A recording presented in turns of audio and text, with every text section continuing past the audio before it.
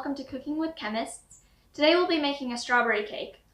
Baking a cake would be endothermic because it's absorbing heat from the oven. To start, preheat your oven to 325 degrees. These are the ingredients that you're going to need for the cake.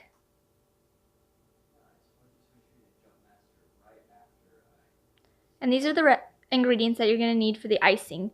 The cream cheese and butter are going to need to set out and be room temperature before you begin. So let's get started. First off, you're going to pour in your white cake mix into the mixer. Next, you're going to add your Jell-O mix. We're just going to turn the blender on to a slow mix. And then we're going to add in 2/3 cup oil,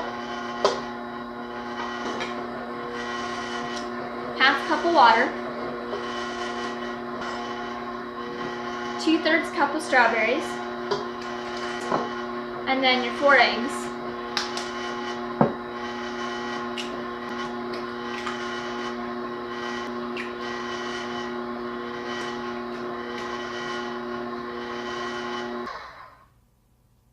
Alright guys, so this has been mixing for a little while. So you're just going to take this off. And as you can see, I have 3 cake pans here. And we're going to spray it with this oil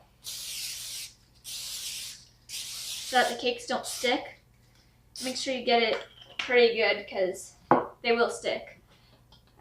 Now you're only going to want to fill your cake pans about halfway because otherwise they'll get really rounded on the top and it won't work very well. So we're just going to put a little bit in each one. Make sure that they're about even so you get some good layers.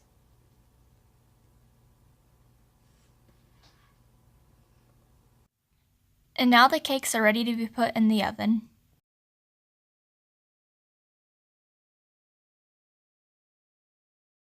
The cakes are going to need to cook for 20 to 30 minutes. So in that time, we're going to start making the icing. So you're going to want to make sure that you have cleaned out your mixer. And we're just going to pour in a pound of powdered sugar. Alright, so the chemical formula for sugar is C12H22 and O11. We use sugar because it locks in the moisture and it's also a sweetener. And then 1/2 stick of butter. This should have been sitting out earlier, so it should be kind of soft and room temperature. Mine's not very soft, but I think it should still work. Just gonna toss that in there and start the mixer slowly. If you do it too fast, the powdered sugar will go everywhere and that's just not fun. And then 3 ounces of cream cheese, which also should have been sitting out earlier to get room temperature. And then 1/3 cup of strawberries.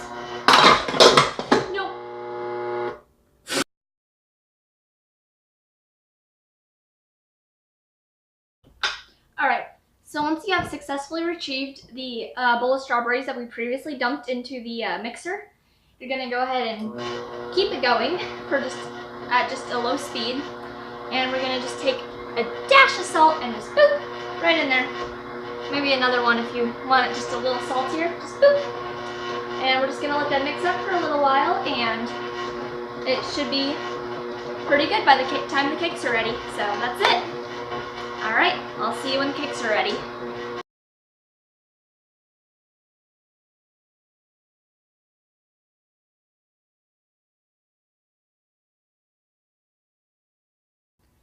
As you can see, the cakes are out of the oven, but they're not completely cooled off yet, which is perfect because you want them to still be a little warm so that the icing can melt into them.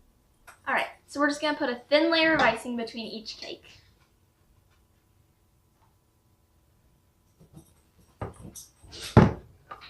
Alright, so we got the first layer iced. So now we're going to do the second layer. But we're going to flip this one over and put it down. And we're going to put a thin layer of icing on that. So we're going to put a thin layer of icing over that. Probably should have just dumped a little bit.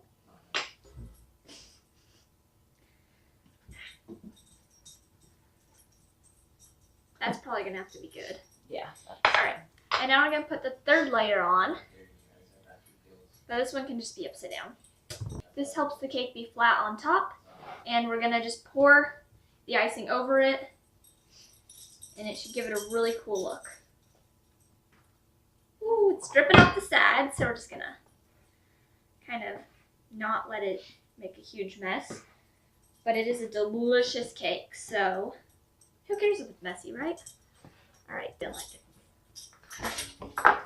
And that's all. Thank you for joining us on Cooking with Chemists.